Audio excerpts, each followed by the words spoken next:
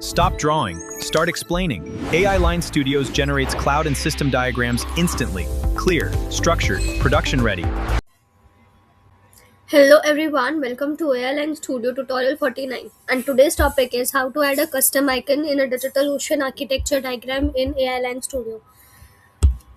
So after successfully registering on the platform, the page you would be redirected to is the workspace page. Over there you would see a feature called cloud architecture.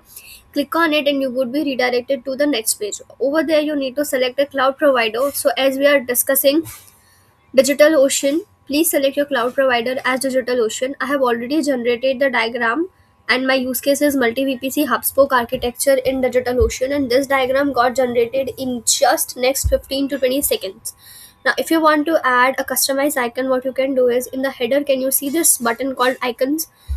Click on this and you can simply, for example, this, drag and drop it over here.